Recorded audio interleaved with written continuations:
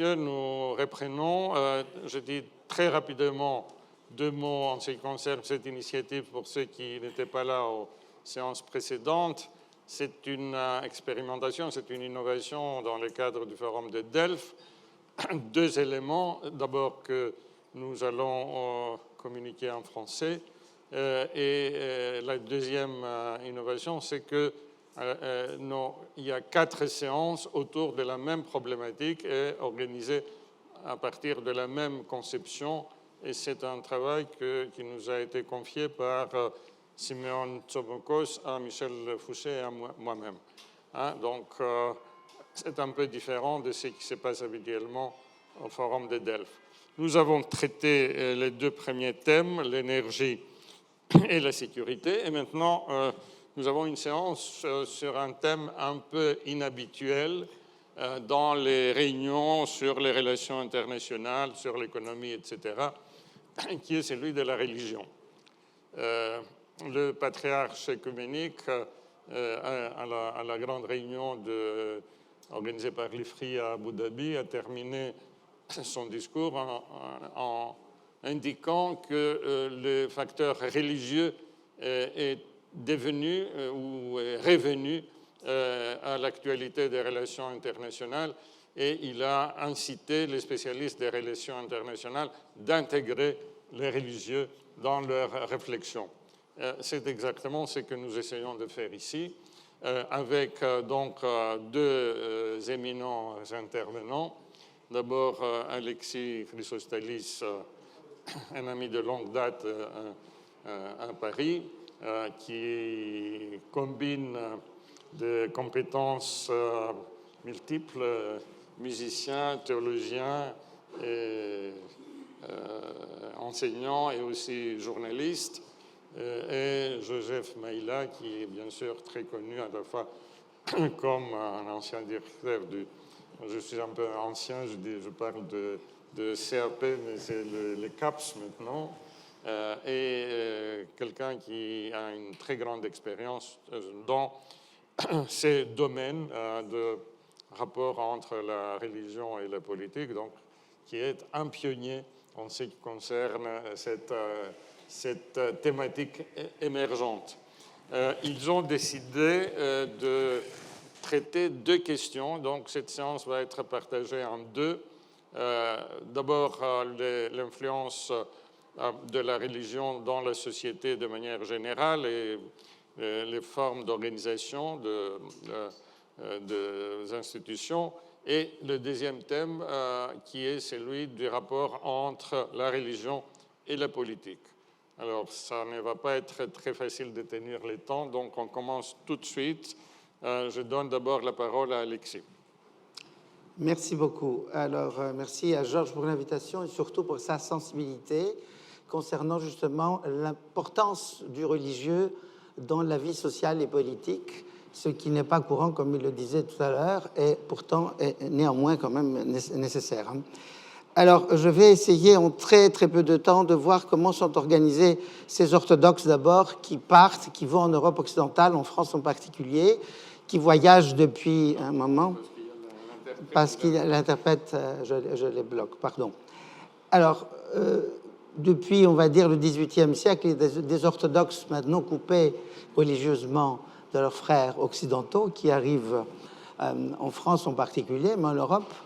Ce sont des diplomates, ce sont après des commerçants, et après, ça va être des immigrés en raison justement des différents grands événements qui ont lieu dans leur pays d'origine, qui sont obligés de quitter. Alors, que font ces gens quand ils arrivent sur la terre étrangère, terre chrétienne, mais pas orthodoxe d'habitude? La première chose qu'ils font, c'est d'établir une église. Et pendant qu'on parlait tout à l'heure, j'ai pensé à la plaque qu'il y a à l'entrée de la grande cathédrale Saint-Stéphane à Paris, fondée et construite en 1895. Et il est dit, sous la présidence de Carnot et de Sa Majesté Georges, roi des Grecs, cet édifice est construit pour réunir ses compatriotes sur la terre française. Quand on arrive quelque part, ce qu'on fait pour réunir ses compatriotes, c'est construire une église. Alors, évidemment, l'histoire de ces pays, disons, d'origine orthodoxe, ça concerne la Grèce, mais évidemment, ça concerne encore l'ancien Empire ottoman au XIXe siècle. Hein. Toute cette zone balkanique, et puis évidemment le Moyen-Orient, dont Joseph Maïla va parler tout à l'heure, parce que je n'oserais jamais en parler en sa présence. Et ce qui est très important, c'est de comprendre que surtout en France, à partir d'un moment, il y a une logique qui est totalement différente de celle qui régit ces sociétés.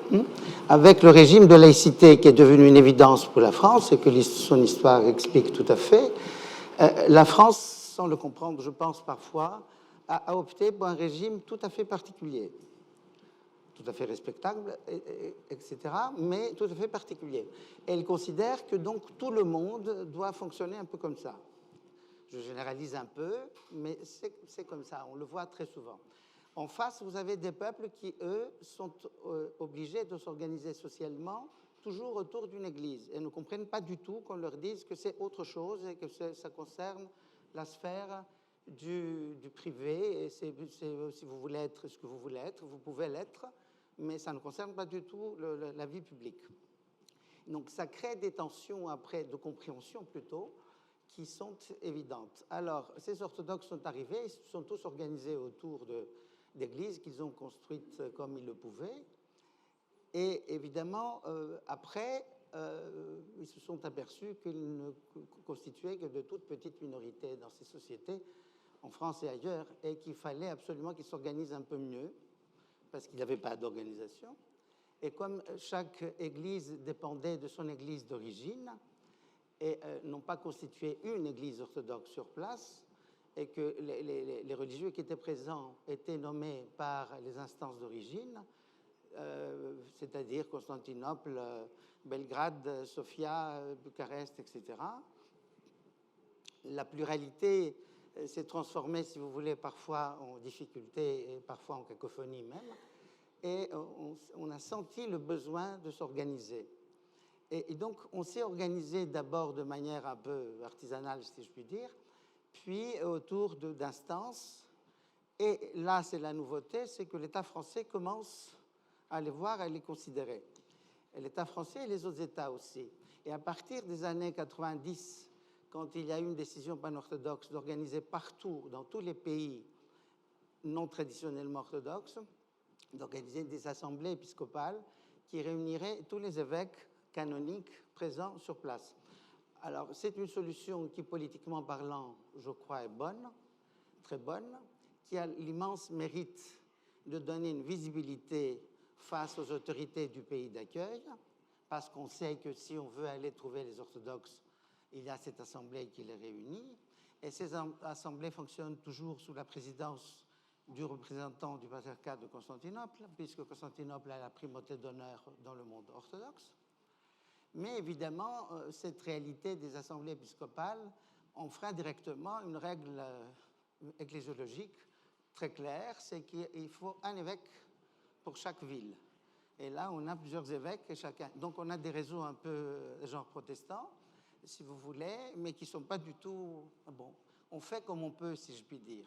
Alors, ça pour l'introduction, et aussi pour le fait que, où on en est maintenant.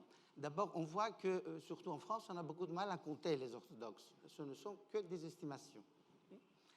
Alors, bon, les estimations, j'essayais de chercher un peu, hier encore dans le net, ça varie du simple au double, hein, parce qu'on ne sait pas. Alors, ce sont des estimations qui sont basées sur les vagues d'immigration arrivées surtout dernièrement, et encore maintenant avec la guerre en Ukraine, mais quand il y avait eu la guerre au Liban, etc., on partait de 200 000, après on a parlé de 500 000. J'ai vu que récemment, il y avait eu un papier qui donnait 700 000 orthodoxes en France. Alors, est-ce vrai ou pas? Je pense qu'en grande partie, c'est vrai au plan de l'origine, puisque pour ces peuples, leur religion orthodoxe fait partie de leur identité. Mais je pense que c'est faux au plan vraiment ecclésiastique, parce que ces gens-là, enfin en partie, sont loin d'être des pratiquants, si vous voulez, et de se sentir. Alors très souvent, le sentiment national, évidemment, se confond avec le sentiment religieux et donne des résultats qui sont tout à fait disparates. Alors, je propose que Joseph Maïla complète ce tableau avec le Moyen-Orient. Merci infiniment, chers collègues, mesdames et messieurs. Je voudrais tout d'abord remercier les organisateurs du Forum de Delphes, et en particulier Georges Prévélakis et Michel Fouché, d'avoir monté au sein de ce forum, cette innovation qui consiste à intégrer le religieux dans le cadre des discussions et débats. Merci d'avoir rappelé ce qu'a dit Bartholomé, sa béatitude lors de la conférence d'Abu Dhabi, en montrant le rôle progressif du religieux, de plus en plus grand d'ailleurs, dans le politique. Alors, pour compléter ce qui vient d'être dit, je vais moins m'intéresser à l'orthodoxie, vous m'excuserez, dans ce haut lieu, mais plutôt m'intéresser au panorama tel qu'il existe aujourd'hui dans la configuration euro-méditerranéenne, ou plutôt de la Méditerranée orientale. 3 caractéristiques qui me semblent véritablement camper le décor et dessiner le paysage tel qu'il se présente. D'abord, nous sommes dans des pays, je parle de l'Est de la Méditerranée, je parle de l'Afrique du Nord aussi, on va faire extrêmement englobant, des pays de pluralisme religieux. Mais le pluralisme religieux, il ne faut pas le confondre avec ce qu'on entend communément par pluralisme, qui est un pluralisme de composition. On vient dans un pays, on constate qu'il y a plusieurs ethnies, plusieurs langues, plusieurs religions. Non. Alors je le définirais comme étant un pluralisme institutionnel. C'est-à-dire que les institutions religieuses sont reconnues en tant que telles. Souvent même, elles ont la personnalité de droit public. Et donc, elles peuvent rester en justice, avoir leurs propres hôpitaux, leurs propres écoles. Elles sont reconnues en tant que telles. Et donc, on voit le rôle du politique, éventuellement du social très certainement, du politique qui peut se profiler. Donc un point à retenir qui me paraît fondamental. Dans cette variété, bien sûr, il y a l'islam qui est dominant dans cette région, qui est même un pluralisme de domination institutionnelle musulmane, puisque beaucoup de constitutions, on n'a pas le temps d'entrer dans tous les détails, définissent le pays comme ayant une religion officielle qui est l'islam, et la charia est la source essentielle, principale, comme vous voulez, ça dépend des constitutions, de la législation civile. Donc on est dans un contexte de pluralisme plus, si j'ose dire, puisqu'il y a un État ou une communauté parmi les communautés qui a un avantage sur le plan. C'est le cas de la Grèce. Effectivement, je ne voulais pas arriver sur ce domaine qui n'est pas tout à fait le mien, mais effectivement, c'est cela.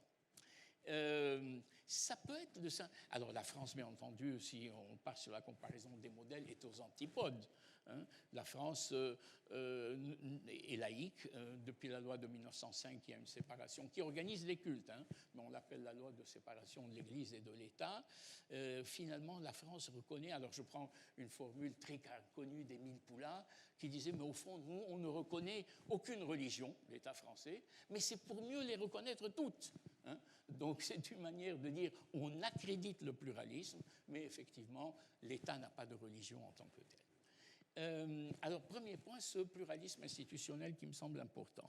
Le second, donc dans le cadre d'une Méditerranée où l'islam domine comme religion officielle, où le christianisme, on va en parler, est de plus en plus diasporique, de plus en plus les chrétiens d'Orient ne sont plus en Orient. Ils partent. C'est un peu le cas de l'orthodoxie aussi. Il y a des chrétiens qui s'installent dans les Amériques, en Amérique du Nord, en Amérique du Sud. Il y a souvent des pays, je pense au Liban par exemple, qui a une population de 4 millions d'habitants, mais une émigration de 10 à 12 millions dans le monde. Bon, ça pose des problèmes ecclésiologiques qui sont passionnants, parce que mais ça nous rapproche du cas grec. On a des églises nationales. Mais quand l'Église nationale est en dehors de la nation à laquelle elle appartient, vous allez voir des patriarches qui vont courir voir leurs ouailles partout dans le monde en disant « Hey, wow, n'oubliez pas, excusez-moi de parler comme ça, vous êtes de chez nous. » Oui, mais ils sont ailleurs. Et les nouvelles générations sont ailleurs. Donc, deuxièmement, une diaspora de plus en plus grande, que ce soit une diaspora chrétienne, Une émigration que je retrouve un peu partout. Je suis professeur au Canada et je suis étonné par l'installation du Maroc, des Marocains, des Algériens qui sont en train de prendre racine dans des pays de diaspora avec leur mentalité propre, leur logique propre, mais ça vaut aussi pour les chrétiens, pour les juifs, hein, pour tout le monde. Et donc on a ce phénomène, au fond, d'une église qui est hors de l'église, d'une église, mais j'entends par église, c'est un terme générique, hein, j'entends pas les églises chrétiennes, uniquement, et qui s'installe ailleurs. Ça constitue des forces de pression extrêmement intéressantes. Et donc le poids du religieux dans le politique dont on va parler tout à l'heure n'est pas seulement le poids de l'État, mais il est le poids des communautés extra-étatiques ou extraterritoriales ou décentrées territorialement et qui s'intègrent dans la vie nationale de l'Australie, de la Nouvelle-Zélande, et on se demande où va la religion. Elle va partout.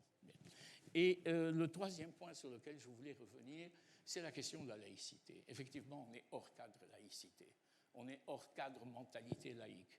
On est dans ce qu'on appelle un religieux, c'est une manière de préparer la seconde partie sur le religieux et le politique, on est dans le cadre d'un religieux qui influence le politique. Et donc avec emprise directe. Sans exagérer l'autonomie du religieux, il ne faut pas aller jusque-là, mais souvent il est en prise sur le politique de manière déterminante. L'Ukraine, dont on va parler, j'espère, est un excellent un exemple formidable. La passion politique oriente, la passion religieuse, pardon, oriente la politique. Je ne dis pas qu'elle l'a fait, hein, je ne dis pas qu'elle la détermine, mais elle lui donne une tonalité. Alors qu'on peut décliner, moi je suis politologue, la tonalité c'est une force d'identité, une force de mobilisation, une force de légitimation de l'action que vous entreprenez. Une fois que vous l'entreprenez au niveau des hommes et au nom des hommes, ça paraît un peu banal, mais si ce que vous le faites au nom de Dieu, ça a de l'allure. Ça va beaucoup plus loin, en tout cas. Voilà, je m'arrête là, quitte à... est-ce que je peux aller plus loin où on passe au deuxième temps de débat, parce que je vois que l'heure tourne, j'ai mis mon chrono, et bon, voilà, on reviendra là-dessus. Maintenant, tu prends la parole. Oui. Je reprends la parole pour quelques minutes, parce que, comme vous dites, l'heure tourne. Alors maintenant, les rapports religion-politique, des rapports... Joseph Maïla a déjà introduit le sujet. On n'a pas le temps de voir ça en détail, mais on va peut-être prendre deux exemples. Moi, je pars toujours de l'exemple orthodoxe, si vous voulez, mais qui concerne la Grèce, bien sûr, mais pas seulement.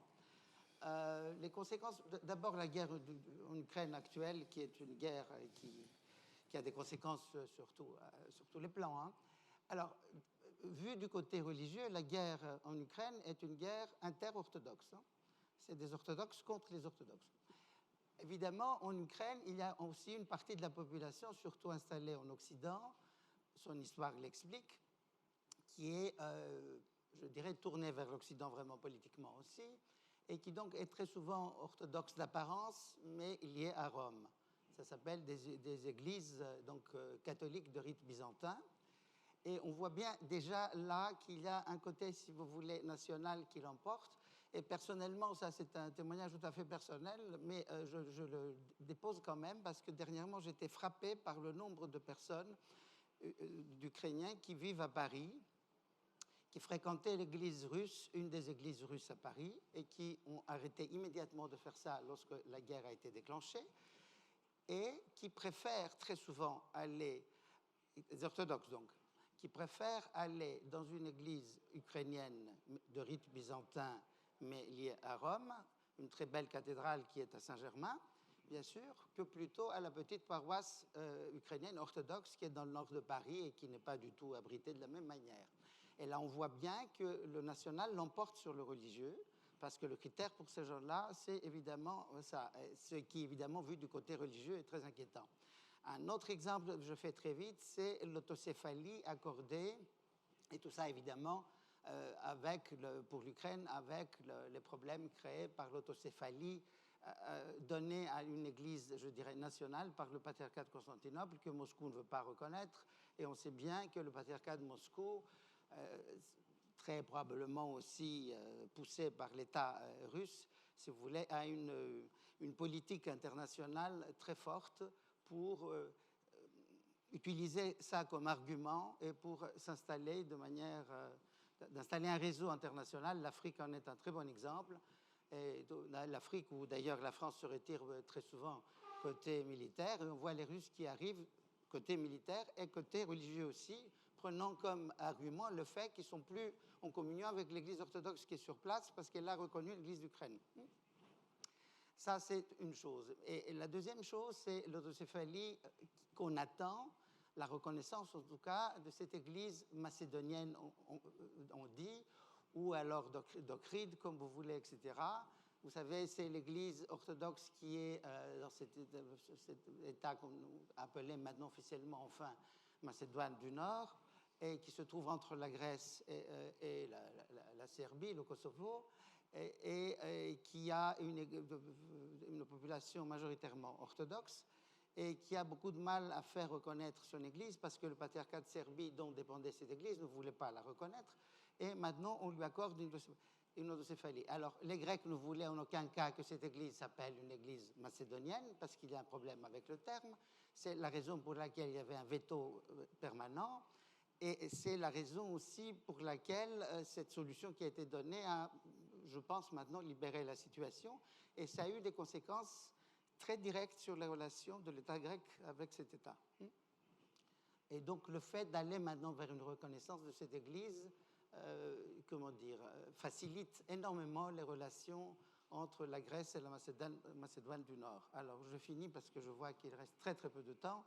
Et donc, Joseph Maïla va certainement conclure de manière magistrale. Effectivement, ce chronomètre est obsessionnellement alarmant. Hein. Bon, 3 minutes. Oh, allez, on va grignoter, 3 minutes 27. Alors, merci de tout ce qui a été dit. Effectivement, ça me donne l'occasion de passer à cette articulation du religieux et du politique. Et vous m'offrez un excellent exemple, puisque c'est le cas de l'Ukraine qui nous occupe tous, hein, et qui est paradigmatique de cette évolution des rapports entre le religieux et le politique. Vous avez parlé de cette décision de l'autocéphalie. Je ne sais pas si tous nos amis sont familiers avec ce discours, mais effectivement, le patriarche de Constantinople, à la demande du patriarche Ofrune, je crois, d'Ukraine, avait accordé à l'Église ukrainienne orthodoxe le fait de pouvoir se constituer en tête séparée, en autocéphale, donc en autogouvernement direct, non dépendant de l'Église orthodoxe de Moscou. De Moscou, c'est un épiphane qui est à la tête de... Voilà. Et donc, cette question est extrêmement intéressante parce qu'on a vu avec la progression de la guerre en Ukraine, de plus en plus un nationalisme arc-bouté sur la religion. La religion apporte une espèce de support à la religion. C'est la fonction de légitimité. Mais ce qui est extrêmement intéressant, c'est qu'elle apporte aussi une fonction d'identité. Et donc l'autocéphalie est en quelque sorte autosuffisante en disant « mais nous sommes une église séparée, nous sommes un peuple séparé », ce qui n'est pas le cas. Je pense au patriarche Alexis, auquel a succédé Kirill, qui disait « mais nous sommes au fond 3 peuples en un seul État ». 3 peuples, les Biélorusses, les Ukrainiens et les Russes. Et la Russie fait partie de la Rousse, hein, de Kiev, qui date du Xe siècle. Et on parle encore des fonts baptismaux de la Dniepr. Hein, mais ça pour sortir un peu de cette spécificité, qui n'est ni moyen-orientale, ni ukrainienne. Regardez ce qui se passe en Inde. Hein. En Inde, où vous avez un parti, le BJP, le Bharatiya Janata Party, avec Modi, qui dit « vous ne pouvez pas être indien si vous n'êtes pas hindou ». Regardez ce qui se passe du côté du Kosovo, hein, et avec les tensions entre les Serbes et les Kosovars, et qui rapproche pas mal la question du Kosovo de la question ukrainienne. Parce que les éléments constitutifs de la religion orthodoxe serbe, si l'on peut dire, dans sa dimension serbe, se trouvent au Kosovo, qui est peuplé de 90% de musulmans, mais 10% de Serbes.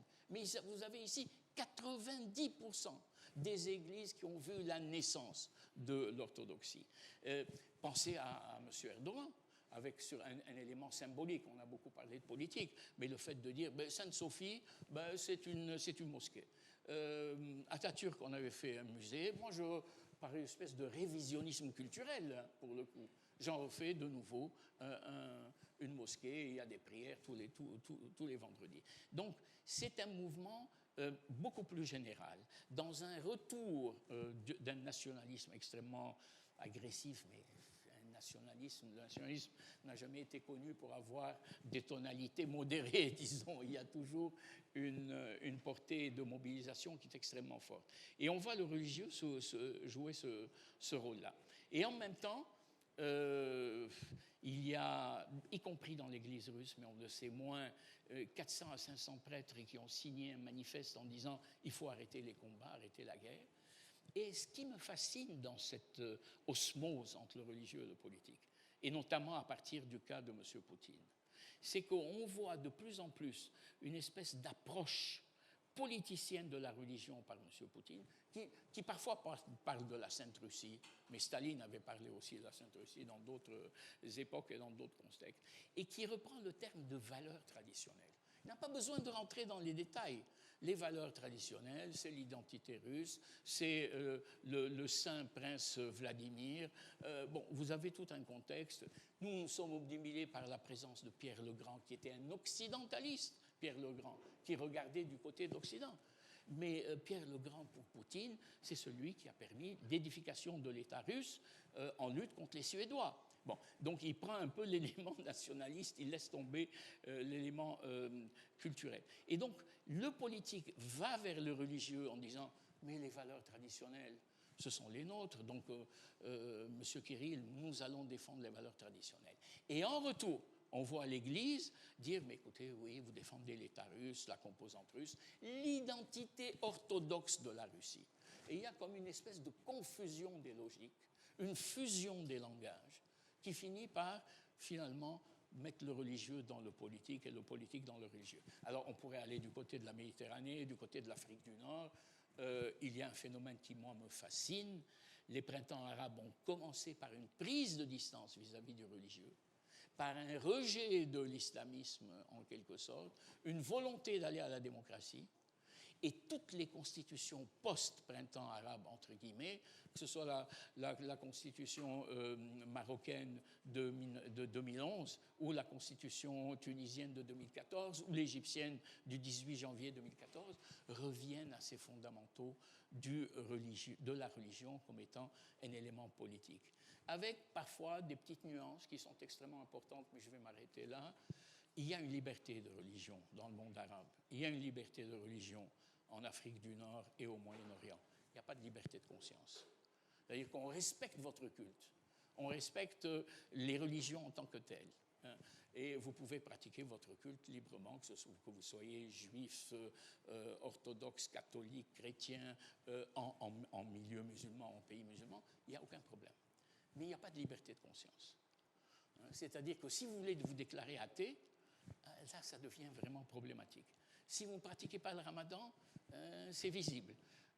Et donc, c'est cette marge de liberté qui est en train de se fermer, alors que la fenêtre aurait pu être ouverte au moment des printemps arabes. Ça, véritablement, il faut se battre pour que, véritablement, les droits de l'homme, y compris celui de croire, qui inclut le fait aussi de ne pas croire, qui inclut le fait d'avoir une religion, mais qui inclut le fait de ne pas avoir de religion, puisse être accepté, mais aujourd'hui on est en période de lutte contre l'Occident et donc contre la religion de l'Occident qui s'appelle les droits de l'homme. Merci, je m'arrête là. Merci beaucoup. Je pense que vous avez fait la démonstration de l'importance et de l'intérêt de la thématique religieuse pour la science politique, pour les relations internationales, pour le jeu politique. Donc ça ouvre l'appétit et on espère qu'on va continuer la discussion aussi sur cette piste. Merci beaucoup.